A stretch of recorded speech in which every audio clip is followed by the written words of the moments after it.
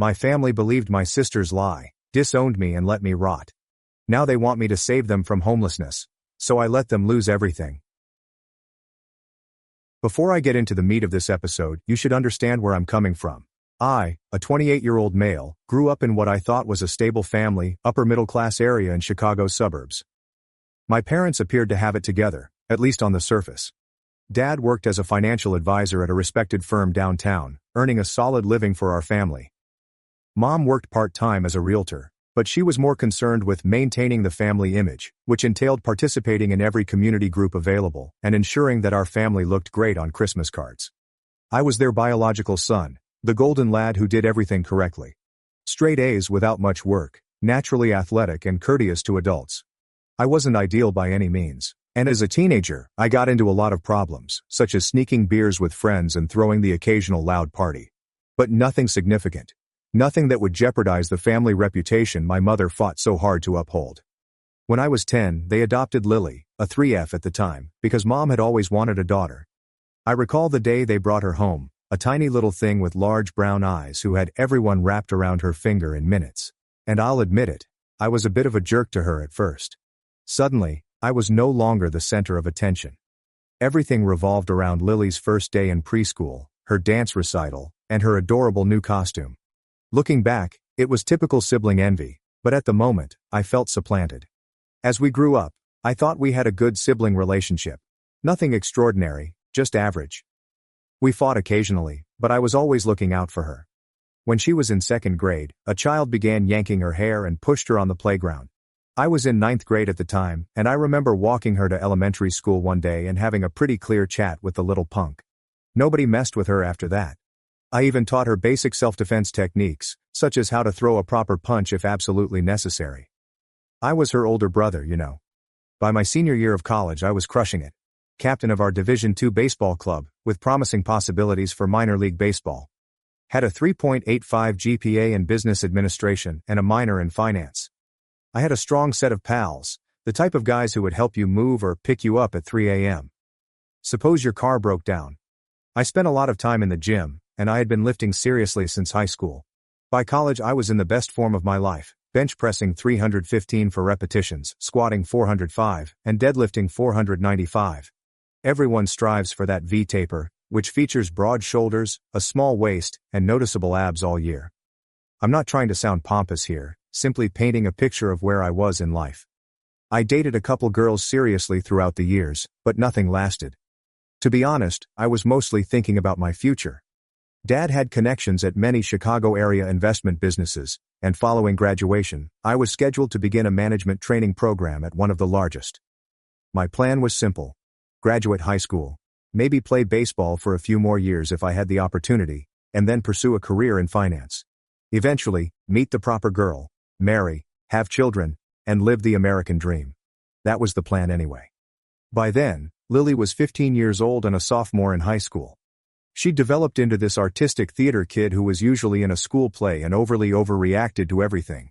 But that's what teens are like. She has her own friends and life. When I came home from college on breaks, we'd get together for supper and catch up on usual sister stuff. Or so I thought. Looking back, there were signals I overlooked, such as her jealousy when Mom and Dad bragged about my baseball accomplishments, her tiny remarks about how easy I had it, and her tendency to make up intricate stories about things that happened at school that couldn't possibly be genuine. But hindsight is 20/20, right? It was a Tuesday in October during my senior year. I just concluded a terrible session in which coach worked us into the ground after we lost a weekend series to our main rivals. My legs felt like jelly, and my shoulder was sore from too many bullpen sessions, but in a nice way. Like you pushed your body to its limits, and it replied. I took a shower, dressed into pants and a hoodie, and checked my phone on the way out to my truck, which was the F-150 my parents had helped me buy for my 20th birthday. Holy 37 missed calls, 54 texts. Messages from family members and friends included phrases like, "You sick, how could you," and "You're dead." My heart began beating quickly. My first assumption was that somebody had died, either grandma or grandpa. I dialed Dad immediately. "What the hell is going on?" I inquired. When he responded, his voice was icy frigid, which I had never heard before. "Get your ass home now, don't you dare go anywhere else." Then he hung up. I stopped in the parking lot, staring at my phone, trying to figure out what was going on. I called Mom and she answered. I called my best friend from high school, who still lived near my parents, and he didn't answer either. It was as if everyone had just decided I was radioactive. I drove the 20 minutes home in a haze, my stomach in knots the entire time. NPR was on the radio, but I couldn't hear a word they were saying. When I pulled into the driveway, I saw my Uncle Mike's vehicle and several other cars. Uncle Mike, my father's younger brother and a construction contractor with a temper, had never warmed up to me. Before I could get out, Uncle Mike raced at me from the front porch, wrenched open my truck door, grabbed my shirt and pushed me against the side of the truck. "I'm going to kill you," he yelled, inches from my face.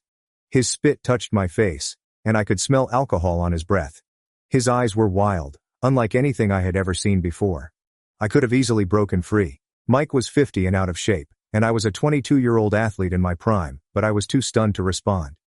Dad and my other uncle Steve pushed him away from me. "Inside, now," Dad said, without looking me in the eyes. I stepped up the front stairs and entered the living room. It was packed. Mom was sitting on the couch, her eyes red and swollen from sobbing. Both sets of grandparents were present, looking dismal. Aunts, uncles, and even close family friends. And Lily, my sister, was curled up against Grandma, sobbing into her shoulder. When I walked in, the place went completely silent. Everyone stared at me with dread and disdain, which made my blood run cold. "What the hell is going on?" I shouted, scanning the room for any clues as to what was happening. Mom looked up, her face twisted with fury and loathing, which I had never seen before. "How could you? Your own sister." "What are you talking about?" I asked, seeking around for an explanation. Dad moved forward, his normally cool attitude as a financial consultant gone. He seemed to want to tear me apart with his bare hands. "Lily told us everything, about how you've been coming into her room at night, for years." The accusation struck me like a freight train. I could not breathe. The room began spinning. "What? That's insane. I never touched her." Lily was sobbing harder now. "You said no one would believe me. You said you'd hurt me if I told you. You said it was our secret." "That's..." I screamed, my amazement giving way to rage. "I've never said that. I've never done anything to her. What the hell is going on?"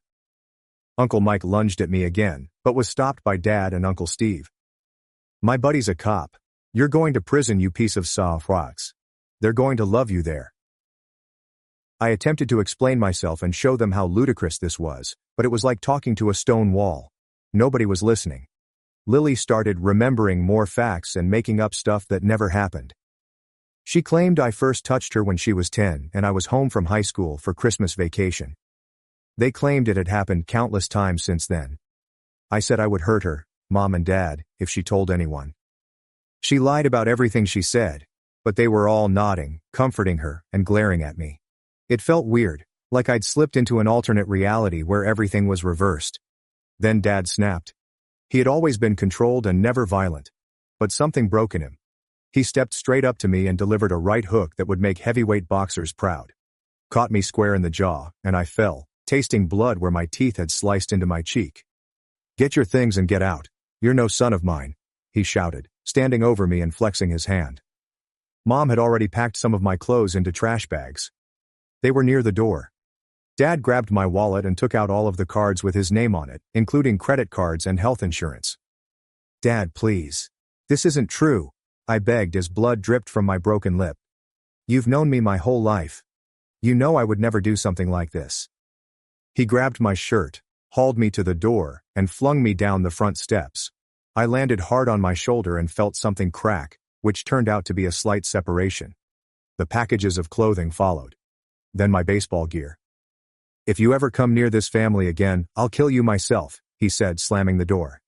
I sat on the lawn, blood on my face, shoulder hurting, and neighbors peeking through windows at the ruckus. My entire existence had just collapsed in less than an hour. That night I sat in my truck in the baseball field parking lot, trying to understand what had occurred. Couldn't sleep. I kept repeating the scenario, trying to figure out how Lily could do this, and how my parents could trust her without questioning it. By morning my jaw was swollen and purple, and my shoulder hurt so much that I could hardly move my arm. I called a teammate, Ryan, and he let me crash on his couch for a week. His roommates were not happy about it, but they tolerated me. I tried calling, texting and emailing everyone in my family, grandparents, aunts, uncles, cousins, and folks I'd known all my life. No responses. Except for one message from Dad. Contact us again and I'll file a restraining order. You are no longer alive for us. Ryan tried to help. Dude, you need to go to the police. File a report about your dad hitting you. Get ahead of this thing. But I could not. Something inside of me refused to realize that this was actually happening. I kept expecting my folks would come to their senses and see how absurd it was. And honestly, I was terrified. What if Lily did not back down? What if they believed her instead of me? How would I prove in the negative that I did not do something? 2 weeks later, I received an email from the university. My tuition payment for the semester was late. My parents had canceled the midterm. I went to the financial assistance office and tried to secure an emergency loan. But without a co-signer and with little credit history, I was screwed. I had to lower the majority of my classes to part-time status so that I could work full-time to afford even that. Coach was understanding at first and allowed me to stay on the team. But I missed so many practices due to my new job as security at a bar that I seldom played. My grades plummeted. Went from dean's list to barely passing. Friends began avoiding me because stories were flying. Someone in the family told someone, who then told someone else. You know how it goes. Nobody branded me a predator in front of me, but I noticed how people looked at me. How discussions paused when I entered rooms, and how girls would move away if I sat next to them in class. 4 months later, my truck broke down. The engine block has cracked. There are thousands to repair. Could not afford it. I lost my delivery work, which I had picked up on top of the bar security gig.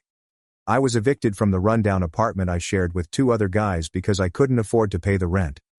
I started sleeping in the baseball team's equipment shed after Coach gave me the code.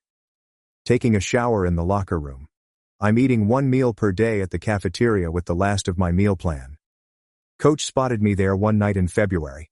It was below zero outdoors, and I was dressed in 3 hoodies and a sleeping bag, using my duffel bag as a cushion. Instead of getting angry, he sat down next to me on the floor. Son, what the hell happened to you? He inquired, his tone genuine and concerned. I told him everything, the accusation, my parents' reaction, being cut off, I'm losing my truck, the apartment. He was the first person to actually hear the entire story. When I finished, he did not accuse me of lying. He did not say he believed me either. Just nodded and sat in silence for a minute. You can stay here until the end of the semester. After that, I'll help you figure something out. The following day, he brought me a space heater and a good air mattress. He started inviting me to dinner at his house once a week. His wife would always pack leftovers for me to take home. It was not much, but it was something. Someone cares. I finished the year with a 2.1 GPA and just avoided academic probation. But I was finished with baseball. The fire was out. Coach set me up with a summer job at a wilderness program for troubled kids in Colorado. It's ironic, right? However, it paid cash, gave shelter in a staff cabin, and kept me nourished. That fall, I did not return to school. Stayed in the wilderness program and became a full-time guide. Spent days hiking mountains and teaching survival skills to wealthy children whose parents had no idea what else to do with them. I rebuilt myself physically. Carrying 50-pound loads up mountains, chopping wood and erecting shelters were all physically taxing tasks. Gained 15 pounds of pure muscle in 6 months. At night, I'd get blackout drunk with the other guides. On days off, I experimented with anything I could get my hands on, including cannabis, LSD, mushrooms, and coke. Wasn't cautious. Didn't care. I was attempting to numb myself to the knowledge that my former life had vanished forever. After a guide died in a climbing mishap that I could have avoided if I hadn't been nursing a hangover, the program director approached me. Jake, you're one of our best guides.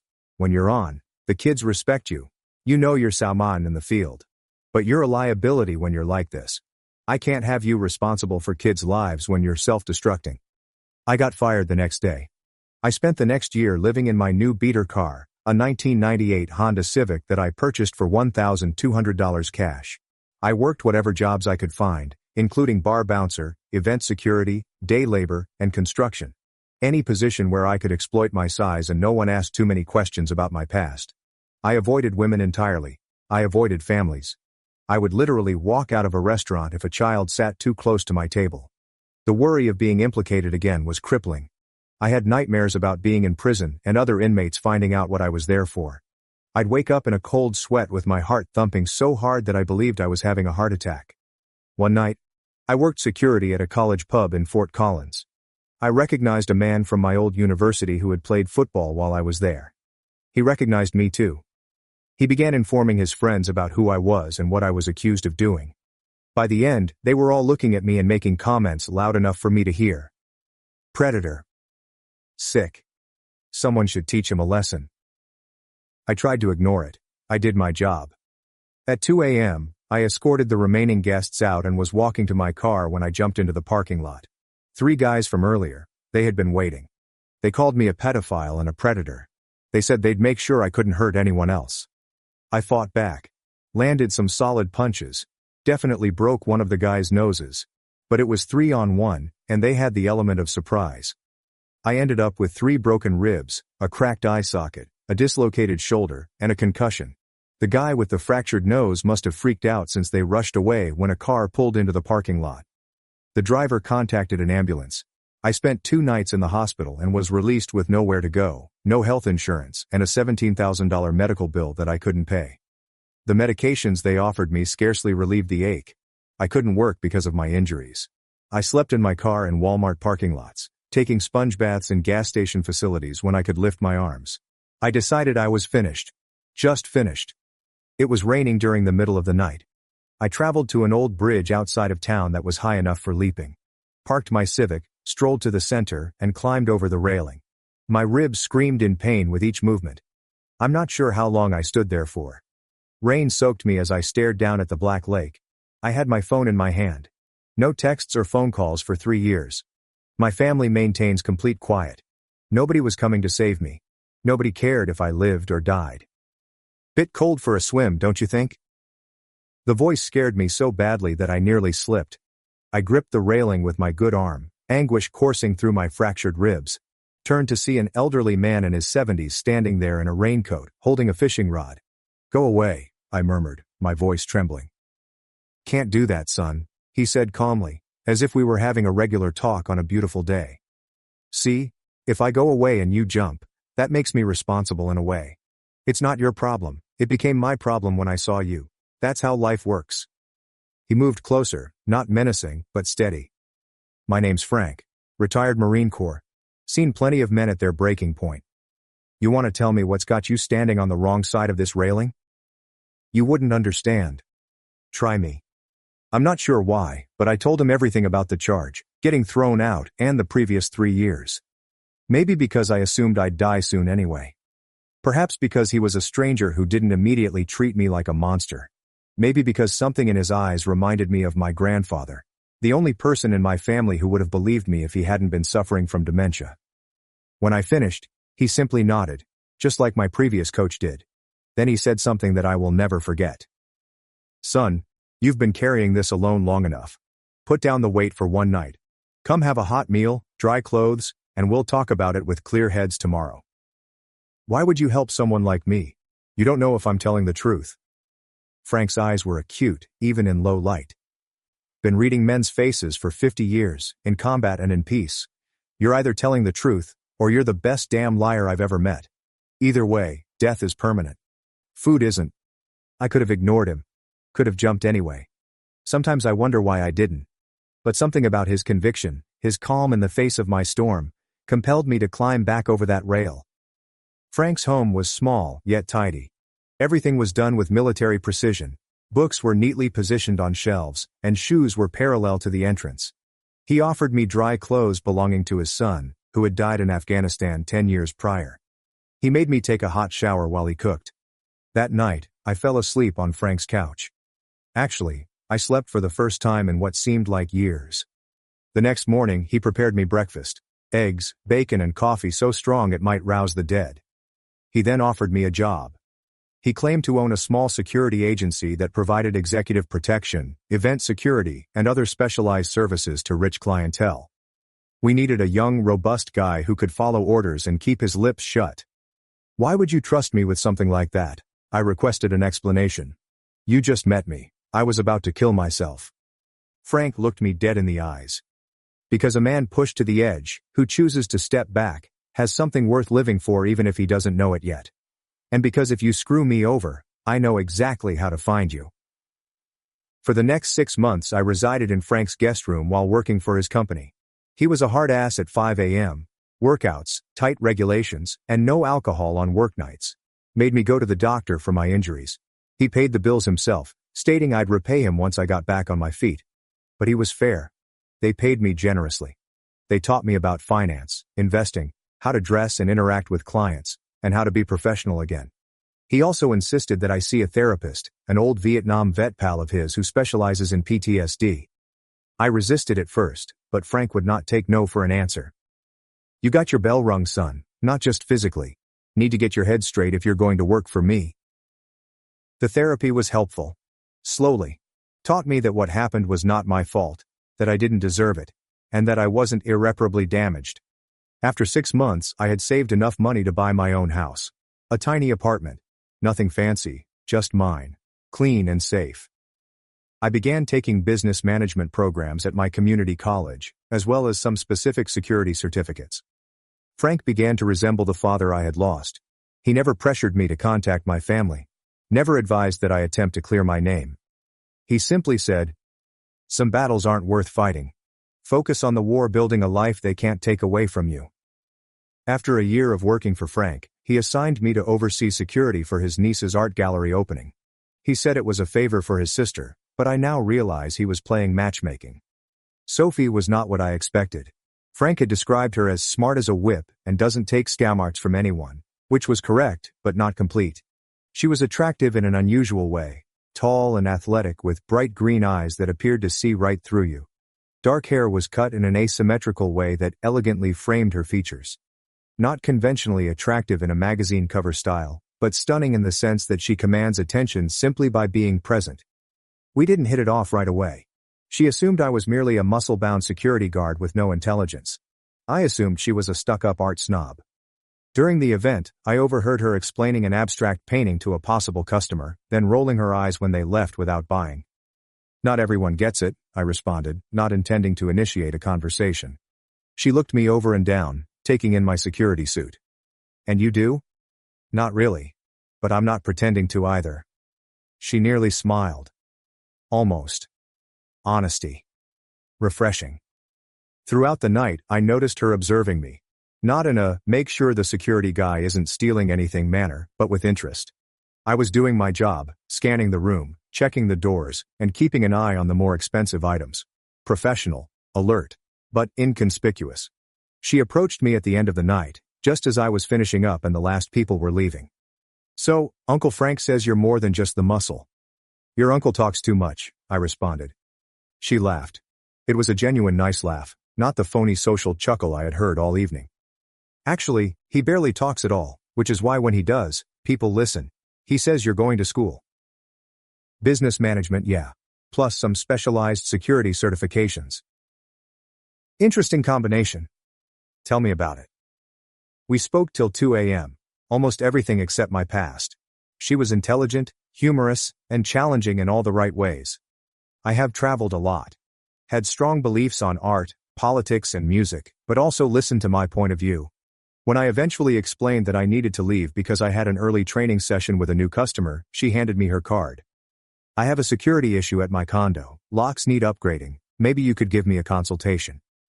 It was a clear justification, yet I accepted it.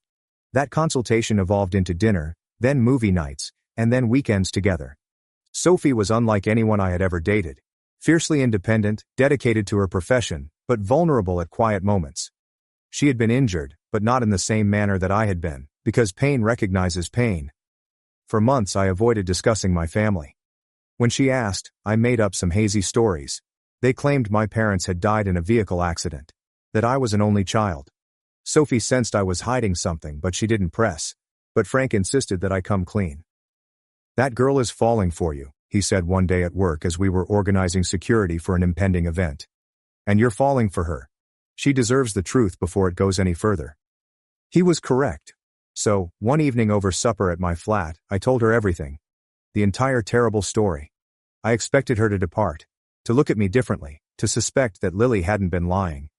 Instead, she held my hand across the table and said, "Thank you for trusting me, I believe you." Except for Frank. No one else had said these 3 words to me.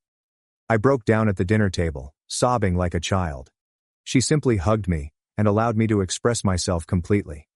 2 years after we met, I proposed. Did it right down on one knee, in the same area where we had our first actual date, ring in hand, heart racing. Frank led her down the aisle because her own father had died years before. We purchased a little home in a quiet neighborhood. Started creating a real life. I finished my degree and became a partner in Frank's firm.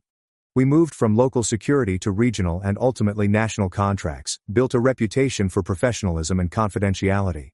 Sophie's artistic career took off. Her work first appeared in big galleries, fetching high prices. We talked about starting a family. I was finally happy. Finally at ease. Nightmares were less frequent. I could be near youngsters without panicking. I even reunited with a couple old college pals who contacted out after hearing pieces of the true story from common acquaintances. My past life felt distant, like if it had happened to someone else. I still think about my family. I wondered if they had ever doubted Lily's account. If they ever regretted what they did. But I had accepted that chapter as closed. I had a new family now, individuals who picked and supported me. That was sufficient. Or so I thought. It was a random Tuesday in March. I was in my office studying security protocols for an upcoming client event with a billionaire tech CEO who was visiting for a conference and needed discreet security. My assistant buzzed me on the intercom. "Sir, you have a call on line 1. Woman wouldn't give her name but says it's a family emergency." My first thought was Sophie, or Frank. "Put her through." I took up the receiver. "Hello, this is Jake," is definitely not my true name. Silence. Then a sob. "Jake, it's Mom." My body became frigid. I hadn't heard her voice in 7 years. I wanted to hang up. I wanted to shout. Instead, I just said, "What do you want?" "Please don't hang up," she begged. "We need to talk to you. It's important." "We haven't spoken in 7 years. Nothing could be that important." My voice sounded icy. Lily confessed. She lied about everything. She made it all up. The world came to a stop. 7 years of suffering. I'm talking about starting over. About dreams, panic attacks, and therapy. All due to a falsehood. I knew it was a lie, but hearing her acknowledge it. "Jake, are you there?" I hung up. I walked out of the office. I told my assistant to cancel my meetings and drove to Frank's house. After I told him, he simply nodded and said, "What do you want to do?" "I don't know." "Yes, you do. You just don't know if it's the right thing." He was correct. Part of me wished to ignore them. Keep them out of my life permanently. Another segment required answers. I needed to hear the truth spoken directly to my face. Sophie felt the same way when I told her that night. "You need closure," she explained. "But whatever you decide, I'm with you. And Jake, this doesn't change anything between us. I'm still here, no matter what." For 2 weeks I ignored the calls and texts that began to come in from Mom, Dad, and even relatives who had cut me off years before. I talked it out with my therapist. Yes, I've got one. Not embarrassed to confess it. Finally I knew I had to confront them, only on my terms. I texted my mother, a public place. Coffee shop on Main Street. Sunday. 2 p.m. "It's just you, Dad, and Lily. I'll have folks with me. Only one chance." Sunday came. Frank insisted on coming as backup. Sophie was by my side, holding my hand so tightly that it almost ached. We arrived early. I took a table in the corner so that I could see all of the entrances and exits, an old security habit that never goes away. My stomach was knotted. Part of me still expected them not to appear, or that this was some sophisticated ruse. Sophie continued to check on me, her eyes filled with anxiety. "We can leave any time, okay? Just say the word." They came precisely at 2 o'clock. Mom seemed older than I remembered. Hair is grayer than brown now, and the face is creased with worry. Dad had lost so much weight that he appeared emaciated. His costly clothes were replaced with khakis and a worn-out button-down. Lily, now 22, appeared very different from the teenager I recalled. Her face was slimmer. Her eyes were downcast. She lacked her usual theatrical flair. When Mom spotted me, her eyes welled up with tears, and she ran forward, arms wide for a hug. I took a step back, placing Sophie somewhat between us. "Sit." No one spoke for what seemed like minutes. Eventually, Dad cleared his throat. "Son, I'm not your son," I interrupted him. You made that very clear 7 years ago. Now talk. Why am I here? Mom began crying. Dad seemed broken. Lily was still staring at the floor. 3 months ago, Dad said, his voice tight. Lily called a family meeting. She said that she had lied about everything. I looked at Lily. Look at me. Slowly, she raised her eyes, which were crimson from crying. Why? My voice didn't sound like mine. She drew a hesitant breath. I was jealous. You were a perfect son. Everyone adored you as a star athlete and astute thinker. Mom and Dad gave you everything. I wanted them to love me more and pay attention to me. So you accused me of something that could have landed me in prison? Destroyed my whole life? The anger that I thought I had dealt with years ago returned. I didn't think it would go that far, she muttered. I figured they'd simply be furious with you and possibly ground you. But then everyone began asking questions, and I couldn't take it back. And then it just kept going. Everyone was extremely sweet to me, giving me things and making me feel special. I wasn't sure how to stop it. And you too? I looked at my parents. You kicked me out without even listening to me. Without proof. Dad attempted to explain. We believed we were protecting her. She was our little girl. And I was your son.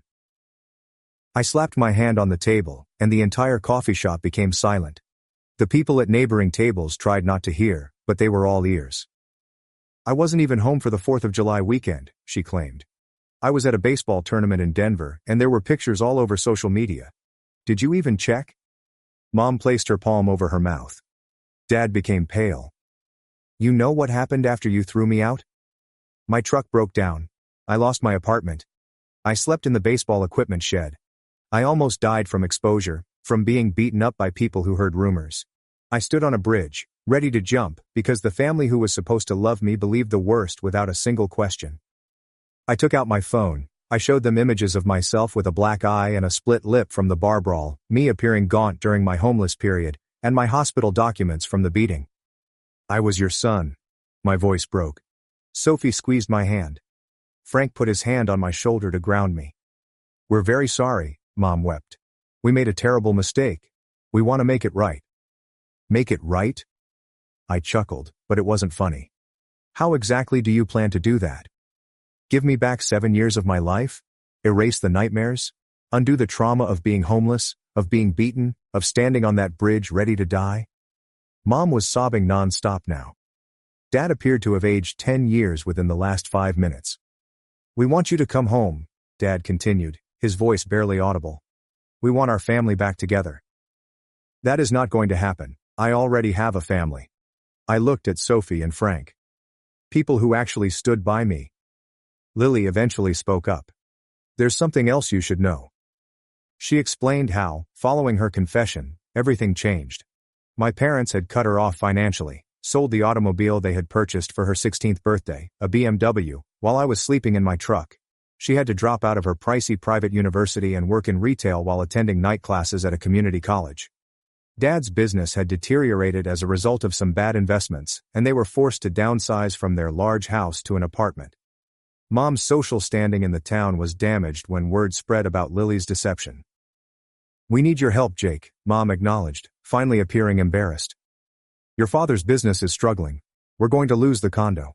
Lily can't afford to continue school. We've had to sell almost everything. So there it was. They did not want forgiveness. They wanted money. I began laughing. I couldn't help it. Let me get this straight. You destroy my life, disown me, leave me homeless. And now that I've managed to build a successful life despite you, you want me to bail you out? We're family, Dad murmured softly. We're not. I stood up. You made your choice 7 years ago. Now you can live with it. Please, Lily implored, tears running down her cheeks. I know I don't deserve forgiveness, but Mom and Dad shouldn't suffer for my mistake. You're right. They should suffer for their mistake. I looked at my parents. I forgive Lily. She was a child who made a terrible choice. But you two were adults who should have protected both your children. Instead, you threw one away without a second thought. I placed money on the table for our coffee. As we were leaving, Mom grabbed my arm. Please don't leave it like this. What can we do? What do you want from us? I gazed at her for a long time. I want you to remember how it feels to have everything taken away. To feel helpless. To have no one believe in you. Maybe then you'll understand what you did to me. Sophie, Frank and I walked out. As we approached the automobile, Frank squeezed my shoulder. Proud of you, son. That happened 2 years ago. I learned via mutual acquaintances that my parents lost their condominium. Dad currently works in a big box shop. Mom cleans homes.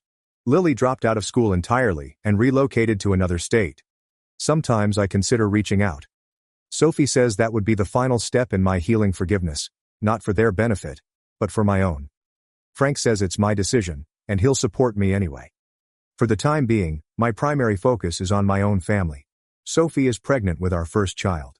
We are expanding the security firm to 3 more states. Create something real that cannot be taken away. Edit 2. To answer some popular questions, yes, I contemplated filing charges against Lily for false claims, but the statute of limitations in my state has expired. No, I don't feel horrible about not supporting my parents financially. They made the bed. And, yeah, Sophie is doing well with her pregnancy, thanks for asking. Edit number 3. Many of you think I should aid Lily because she was only a child when this happened. Maybe you are right. But she was 15, not 5 years old enough to understand what she was doing. She let me suffer for 7 years before coming clean. That being said, I might contact her someday, simply not ready yet. Edit 4. For those wondering if I'll let my parents meet their grandchild, I honestly don't know. Will they be in the delivery room? Absolutely not. Will they ever babysit? Hell no. But maybe supervised visits eventually, when I'm confident they won't poison my child against me with further falsehoods, and only if they have significant therapy and accept full responsibility. Edit 5. Some are calling this report a hoax. Whatever, believe in everything you want. Why would I make something up? I came here to process and perhaps help others who have been wrongly accused, not for internet points. Edit 6. Thank you to everyone who shared their comparable experiences in the comments. It helps knowing that I'm not alone in this. And to the person who asked why I don't hate all women anymore. I'm not an incel who believes that one person's acts define the entire gender. In case you didn't realize, my wife is a woman.